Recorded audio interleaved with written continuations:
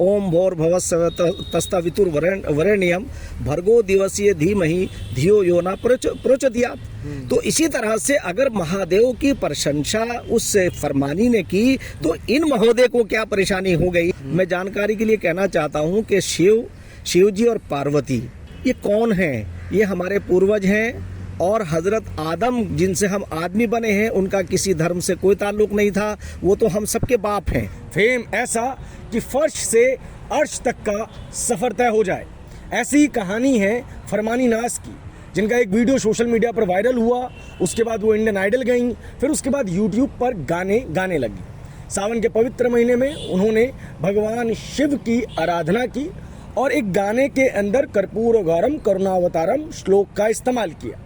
ये श्लोक कुछ धार्मिक लोगों को पसंद नहीं आए और उन्होंने भारत की धर्मनिरपेक्षता को तार तार कर दिया और फरमानी नाज जैसे एक उभरते हुए कलाकार के ऊपर फतवा जारी कर दिया। फतवा जिसका जिक्र आप बार बार सुनते होंगे, जिसने ज़ाहिरा वसीम, सना खान जैसे अमूमन कई स्टार्स की ज़िंदगी खराब कर दी। अब वो फतवा फरमानी नाज के ऊपर जारी किया गया है। इस विषय पर बात करने के लिए मेरे साथ मुफ्ती कासमी साहब हैं। कासमी साहब, एक बड़ा सवाल ये है कि क्या आर्टिस्टों को फतवे के ज़रिए रोका जाएगा बार बार? नहीं, मैं समझता हूँ कि जो आर्टिस्ट है वो अपनी कला के ज़रिए से मानवता के लिए, देश के लिए, राष्ट्र के लिए काम करता है। उसके लिए ये फतवे मैं समझता हूँ कि न देना चाहिए और न ही उस तरफ सोचना चाहिए। जिन लोगों ने ऐसा किया है मैं उन्हें कंडम करता हूँ कि हर चीज़ में फतवेबाजी करना, अपनी राय देना, ये कोई अच्छी बात नहीं है। अच्छा कासमी साहब, एक और चीज़ है, शरीयत का जिक्र किया गया है। इसमें कहा गया है कि शरीयत के अंदर ये गुनाह है और मैं वो कमेंट्स पढ़ रहा था जिसके अंदर कहा जा रहा था कि दोज़ख में जाओगी, अखिलियत का तो थोड़ा सा ख्याल रखो, दीन बेच दिया।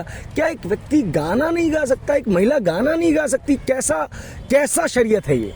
नहीं, मैं समझता हूँ कि इन्होंने शरीयत को जानने की कोशिश ही नहीं की। शरीयत का जो लफ्ज़ आता है या बार बार जो है प्रचलित हो रहा है, शरीयत क्या है? यानी अल्लाह का वो कानून के जिसमें किसी के लिए बुरा ना करना और अपने आप को अल्लाह यानी ईश्वर के जो विधान हैं उन्हें जान करके उन पर अमल करना, उसे शरीयत कहते हैं। और शरीयत का मतलब और ये भी हो सकता है, और मैं उसे विस्तार दूं, वो ये है कि जो ईश्वर ने हमारे ऊपर जो कार्य लाजिम किए हैं, जैसे मतलब कमज़ोरों की मदद करना, अनपढ़ों को पढ़ाना, अपने राष्ट्र से प्रेम करना। इस राष्ट्र से प्रेम में इसलिए इसे ये और वजाहत करता हूँ, स्पष्ट करता हूँ कि अगर राष्ट्र कमज़ोर होगा, यानी मेरा घर अगर कमज़ोर होगा तो जाहिर है कि अगर उसकी वो बरसात आएगी तो बरसात में वो टपकेगा, चुएगा, तो मैं परेशान हूँगा। तो इसी तरह से एक राष्ट्र है, राष्ट्र अगर कमज़ोर होगा तो हम सब लोग परेशान होंगे। कोई भी आएगा और हमें परेशान करेगा।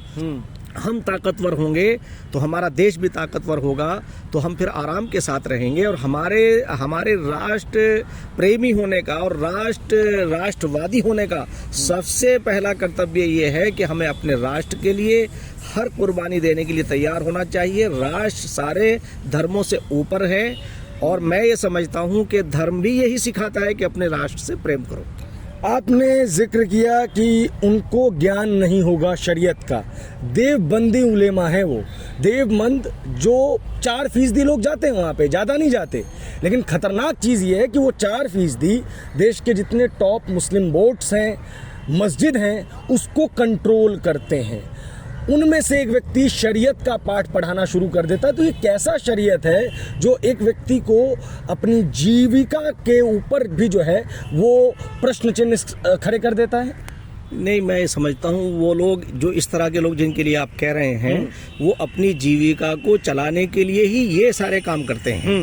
दरअसल क्या है, जो फरमानी नाज है वो एक बड़े गरीब घर में उसकी परवरिश हुई और आज जो उसकी सोशल मीडिया के ज़रिए से और नेशनल मीडिया के ज़रिए से उसकी कहानी सामने आई तो वो बहुत ही दिल को तकलीफ़ देने वाली है।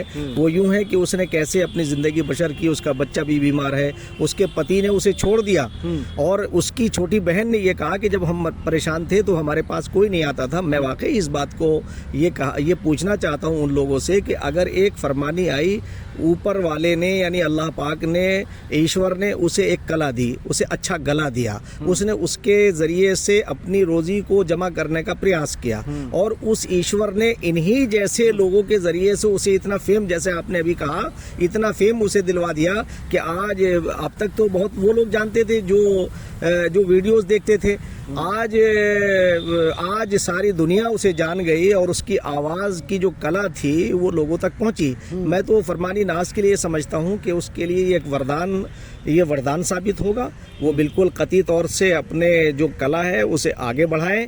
और इसके साथ साथ एक बात ये कहना चाहता हूं कि जैसा कि रसूल ने, जो शरीयत के जन्मदाता हैं, जिन्होंने शरीयत पर अमल करने के लिए कहा, उन्होंने ये कहा हज़रत मोहम्मद साहब ने कि तुम सारी चीज़ों की जानकारी हासिल करो, और जब वो जानकारी तुम्हें हासिल हो जाए तो तुम दूसरों के, यानी उस जानकारी देने का मतलब ये था कि दूसरों के ऊपर कमेंट ना करो। मैं जानकारी के लिए कहना चाहता हूँ कि शिव जी और पार्वती ये कौन हैं? ये हमारे पूर्वज हैं, और हज़रत आदम जिनसे हम आदमी बने हैं उनका किसी धर्म से कोई ताल्लुक़ नहीं था, वो तो हम सबके बाप हैं, यानी सारे के सारे तो शिव जी और पार्वती।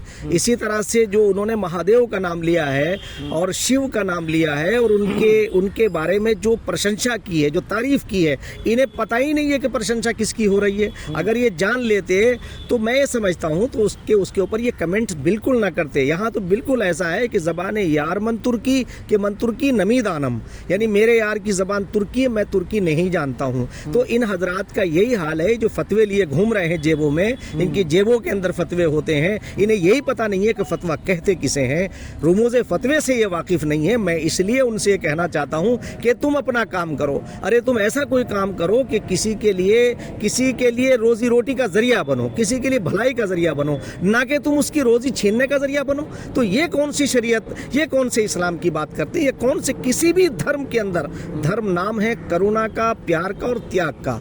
जहां त्याग होगा, करुणा होगी, प्यार होगी, वही धर्म होगा। और धर्म जो है ये चीज, धर्म के माने धारण के हैं। जिस चीज को धारण अब कर रहे हैं, तो धारण हम अगर हमने धारण कर लिया लोग मानवता के खिलाफ किसी काम करने को, उसे धर्म कैसे कहेंगे आप? तो धर्म में रहते हुए भी ये अधर्म है। यानी हजरत मोहम्मद साहब ने एक हदीस, मैं आपको उनके बारे में बताता हूँ कि उन्होंने फरमाया दीन दुनिया है और दुनिया दीन है। यानी दीन जो है, धर्म जो है, वो धन है और धन ही दुनिया है। मतलब क्या है कि अगर आपके पास जो धन है उसमें अगर ईश्वर को राजी करना, उसकी दया, यानी दया आ गई आप पर कमज़ोरों पर, तो वही धन जो है दुनिया बनकर के दीन बन जाएगा, यानी धर्म बन जाएगा। और वो धर्म जिसे तुमने जो है सिर्फ पैसा जमा करने के लिए, बड़े बड़े आपने जो है वो एम्पायर खड़े करने के लिए बनाया है, तो वही दीन की शक्ल में, धर्म की शक्ल में अधर्म है।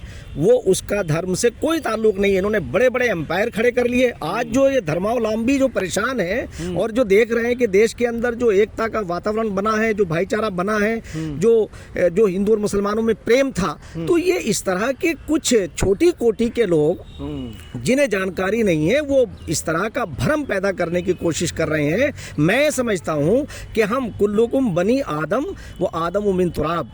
हज़रत मोहम्मद साहब ने कहा कि तुम सब आदम की औलाद हो और आदम मिट्टी से पैदा किए गए हैं। इसी तरह से वसुधैव कुटुंबकम, यानी सारी वसुधा जो है वो एक परिवार है, यानी सारा संसार। मैं ये कहता हूँ कि जिस वक्त हम सुबह उठते हैं तो हम अल्लाह का नाम लेते हैं, ईश्वर का नाम लेते हैं, और उसका नाम लेने के बाद हम कहते हैं, जैसे हम कहते हैं बिस्मिल्लाहिर्रहमानिर्रहीम, यानी हम वो ईश्वर जो बड़ा दयालु अत्यंत कृपाशील है, यानी बड़ा दयालु अत्यंत कृपाशील है, बिल्कुल वही जो है गीता का सार है। ओम भोर भवस्व तस्तावितुर वरेण्यम भर्गो दिवसीय धीमहि धियो यो ना प्रचोदयात्। तो इसी तरह से अगर महादेव की प्रशंसा उस फरमानी ने की, तो इन महोदय को क्या परेशानी हो गई कि साहब ये परेशान हो गए। अगर आपकी कोई तारीफ कर रहा है तो आपसे इस चीज से उसके ऊपर क्या फर्क पड़ गया? यही तो सवाल है ना सर, कि फरमानी आज से तो नहीं गा रही, गा तो वो 2-2.5 साल से रही है, लेकिन उसने हर हर शंभू जो गाना गा दिया, उसकी वजह से जो देवबंद के लोग हैं उनका दीन खतरे में पड़ गया, उनकी शरीयत खतरे में पड़ गई, उसको जहन्नम का रास्ता दिखाना शुरू कर दिया, उसको गंदी गंदी गालियों से नवाजा। एक तरफ तो आप औरत को पर्दे में रखने की बात करते हैं और दूसरी तरफ उसी औरत के लिए इतने गंदे अल्फाजों का प्रयोग करते हैं। आखिर धर्म का, मजहब का उनके स्टैंड है क्या? वो अच्छे लोग नहीं हैं, अच्छी बात नहीं कर रहे हैं। मैं समझता हूं कि जिस धर्म ने उन्हें शाइस्तगी सिखाई है, जिस धर्म ने उन्हें प्यार सिखाया है, इसका मतलब वो धर्म को धारण कर ही नहीं रहे हैं। अगर कोई ऐसा कर रहा है और दूसरे के ऊपर आक्रमण करता है, दूसरे को बदतमीजी से पेश आता है, और वो औरत वो माँ, वो बहन, वो बेटी, यानी 4 शक्लें हैं औरत की, माँ, बेटी, बहन और बीवी, जिस शक्ल में भी आप उसे देखेंगे उसका त्याग पाएंगे। माँ के पैरों के नीचे जन्नत, यानी ये कहा कि औरत वो है जिसकी माँ के पैरों के नीचे जन्नत है। अगर कोई नारी का अपमान करता है तो समझिए कि वो ईश्वरीय विधान को कलंकित कर रहा है, यानी वो अल्लाह के बंदों के अंदर वो ऐसा व्यवधान डाल रहा है जो उसका बिल्कुल वो अधिकारी नहीं है। इसलिए कि ईश्वर ने नरो नारी को दोनों को बराबरी का दर्जा दिया है, और जिस दीन के नाम पे उन्होंने फतवा दिया है, वो दीन तो खुद ये कहता है कि तुम किसी के ऊपर भी आक्रमण मत करो और नारी का सम्मान करो। मोहम्मद साहब ने स्वयं जिस वक्त अरब के अंदर, वो जरा उठा के तो देख ले जिसके ऊपर पूरा बवाल मचा हुआ है, लोग जानने की कोशिश नहीं करते कि हज़रत मोहम्मद साहब ने अपने ज़माने के अंदर क्या था कि लड़कियों की, औरतों की मंडी लगा करती थी। कभी आप पुरानी वीडियोस देख लीजिए क्या हाल था। और आज भी जो राजा महाराजा और बादशाह होते थे उनके यहाँ, उनके महलों में किस तरह से जो है वो औरतों का अपमान होता था और कैसे जो है वो उनके साथ में व्यवहार होता था। आज उसी कल्पना को, अगर आप उसकी कल्पना भी नहीं कर सकते, उसे ख़त्म करने के लिए मोहम्मद साहब ने एड़ी चोटी का जोर लगाया और उन्होंने कहा कि नहीं, ये नारी जो है ये अपमान के लायक नहीं है, ये तो सम्मान के लायक है। लड़कियों को उस वक्त लोग परेशान होकर के अपनी लड़कियों को जिंदा दरगोर कर देते थे, यानी गड्ढे में गाड़ देते थे। वो चाहते थे कि भाई हम उस अपमान से ना गुजरें, इसलिए कि होता ये था कि अगर कोई बेवा हो गई, कोई तलाकशुदा हो गई तो उनकी मंडियाँ लगती थी, उनकी वो बिकती थी, गुलाम बनाई जाती थी। आज वो सारी प्रथाएं, वो कुप्रथाएं ख़त्म कर दी गई हैं और आज पूरी दुनिया में एक ऐसा निज़ाम है, जैसे हमारे भारत के अंदर लोकतंत्र है। कल यहाँ राजा महाराजा हुकूमत करते थे, नवाब ज़मींदार हुकूमत करते थे, हमारी कोई अपनी व्यक्तिगत कोई हमारी आज़ादी नहीं थी। आज हम यहाँ खुले हुए पार्क के अंदर, खुले हुए उसमें सांस ले रहे हैं, अपनी बात कर रहे हैं। तो ये लोकतंत्र की खूबी है, और इस लोकतंत्र के अंदर आप अपने धर्म को अपने घर के अंदर अदा करें, उसे वहाँ माने। आपका क्या मतलब है सड़क पर आने का, आकर के ये सारी चीजें करने का? कासमी साहब, मैं इसी में आगे सवाल लूंगा। पाकिस्तान इस्लामिक मुल्क है, वहाँ पे संगीत की कोई पाबंदी नहीं है, चाहे नुसरत फतेह अली खान साहब हो, चाहे आतिफ अली हो, चाहे राहत फतेह अली खान हो। उसके अलावा एक्टर्स भी खूब सारे हैं वहाँ पे। चलो, वो तो पूरा इस्लामिक देश है, भारत देश का तो कोई रिलीजन ही नहीं है, हम तो सेक्युलर हैं। तो ऐसे में ज़ाहिरा वसीम को दीन के लिए एक्टिंग छोड़नी पड़ जाती है।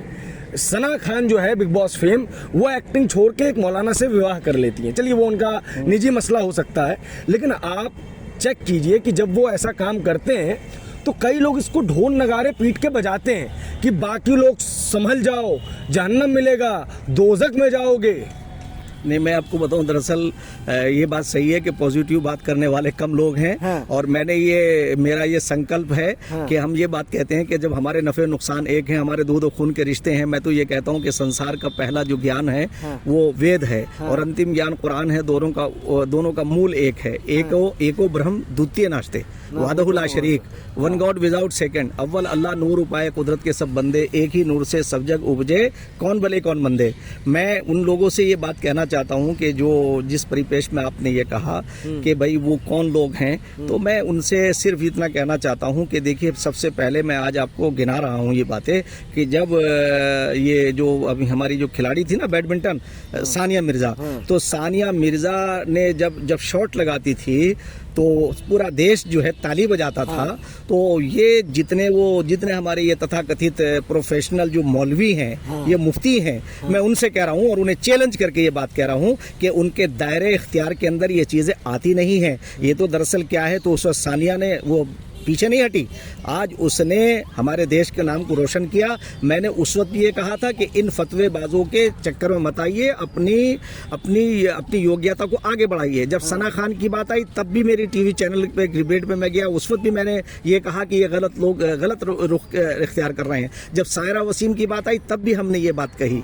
और जब अब फरमानी की या किसी की भी बात आती है तो हम कोशिश करते हैं कि उन्हें सही चीज़ से आगाह करें। असल में ये झोला छाप टाइप के लोग हैं, ये झोला छाप टाइप के लोग हैं। इन्हें मैं आपको बताऊं, जो आपने कहा ना कि इनका कोई वर्चस्व है, दरअसल ये जाहिलों पे अपना वर्चस्व रखे हुए हैं, ये दुकानें चला रखी हैं इन्होंने। अगर ये वाकई, मैं आज आपके साथ एक बहुत बड़ी बात कहने जा रहा हूं मिश्रा जी, अगर वाकई ये धर्म और खुदा को मानते हैं तो ये उन विरासतों के खिलाफ जो कुंडली मार के बैठे हुए हैं दीन के ऊपर और वो दीन की गलत व्याख्या कर रहे हैं, उन्हें रोकने की हिम्मत क्यों नहीं है इनमें।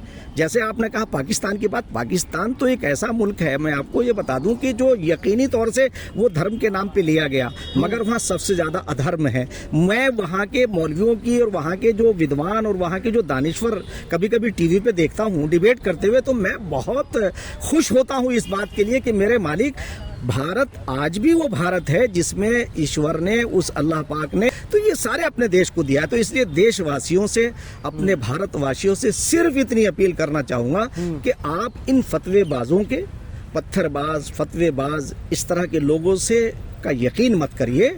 और मैं आपको मिश्रा जी कह रहा हूँ कि कोई भी दारुल उलूम देवबंद किसी भी चीज पर अपनी राय का इजहार नहीं करता है, ना ही कोई बड़ा इदारा करता है। ये छुट भैये लोग आ गए हैं और ये छुट भैये बैठ गए हैं अपनी दुकान चलाने के लिए। मैं उन सबसे ये कहना चाहता हूँ कि जरा उनसे पूछना चाहता हूँ कि तुम अपने बारे में जरा आके बताओगे ना जिस दिन, तो तुम्हें मालूम हो जाएगा कि तुम्हारे कार्य क्या हैं। सिर्फ अपनी दुकान चलाने के लिए, अरे उसने अगर हर हर महादेव और आगे जरा वो पढ़िए, बड़ा अच्छा, हर हर शंभू, अगर ये कह दिया, और तो उसमें क्या बुराई की बात क्या है। ये सावन का महीना है, अगर इस सावन के महीने में कोई जाकर के अपनी आस्था और उस आस्था को जाकर के, हमारे यहाँ भी तो ईद बकरा ईद के ऊपर जो हमारे त्यौहार होते हैं, हम सब मिलजुल के नहीं मनाते क्या। मैं ये बात कहूँगा, जो हमारे मदरसे हैं, जो हमारे मस्जिदें हैं, जो हमारे इदारे हैं, जो हमारे गुरुकुलम हैं, या जितने भी धार्मिक लोग हैं, मैं एक मैसेज देना चाहता हूँ कि आज की सरकार कम से कम जीरो टॉलरेंस पे काम करने की तरफ गामजन है, बढ़ रही है। सबका साथ सबका विकास जो हमारी परिकल्पना थी, उसके ऊपर आज की जो सरकार है, यानी हमारे नरेंद्र भाई मोदी जी जो प्रधानमंत्री है हमारे, वो बगैर भेदभाव के काम कर रहे हैं। और ऐसा ही देश हम चाहते थे कि किसी को कोई दुखी न रहे, हर आदमी जो है हर आदमी सुखी हो, और उस पे सर्वजन हिताय और सर्वजन सुखाय के ऊपर जो है सरकार काम कर रही है।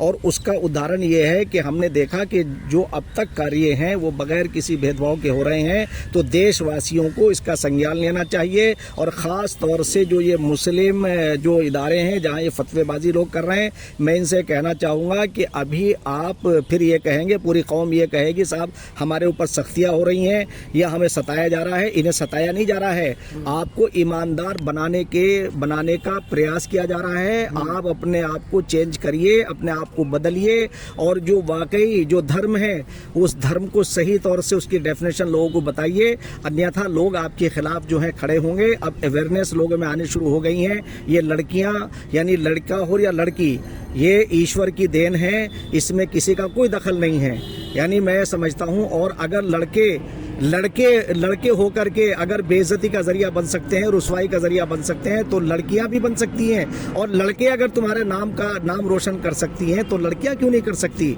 अभी हमारे जो अभी 3 बेटियां हमारी आई हैं, तीनों ने फर्स्ट, सेकंड, थर्ड, वो तीनों की तीनों बेटियां हैं जिन्होंने गर्व से हमारे मस्तिष्क को ऊंचा किया है। ये हमारी बेटियां बेटों से कम नहीं है। तो इसलिए मैं सबसे पहले तो कहना चाहता हूं कि पुरुष प्रधान की मानसिकता को बदलिए।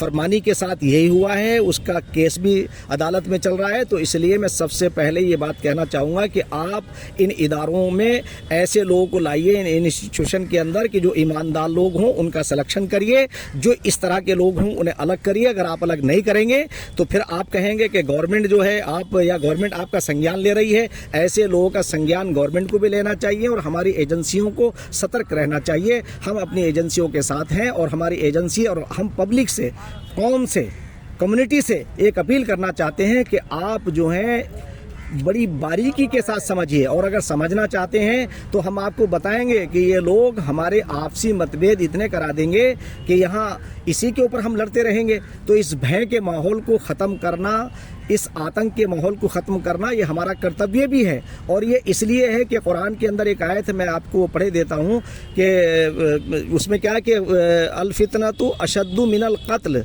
फितना जो है वो कत्ल से भी ज़्यादा भयंकर होता है। वो फितना क्या है? फितना ये भय, आतंक, टेरर, यानी इंसान बाहर निकलते हुए डर रहा है कि न जाने आगे क्या होगा, मैं आगे जाऊंगा तो मेरे साथ क्या हालात बनेंगे। तो इन हालात को ख़त्म करना और अपने दो खून के रिश्तों की पवित्रता को कायम रखना, यही धर्म है। और धर्म को सीखने के लिए इन पाखंडियों के पास जाने की ज़रूरत नहीं है, बल्कि आपको धर्म को सीधे स्वयं समझिए। धर्म है किसी की मदद करने का नाम, किसी के साथ देने का नाम, किसी कमज़ोर और गरीब की मदद करने का नाम। तो फरमानी एक गरीब और कमज़ोर घर से निकल करके आई है, उसकी कला को देखिए, ना कि आप दूसरी चीज़ों पर। उस पर बड़े बड़े कलाकार पैदा हुए हैं। आज जो है वो सलमान खान भी है, दिलीप कुमार भी थे, अभी गाने वालों में जो है न जाने कितने जो है संगीतकार थे।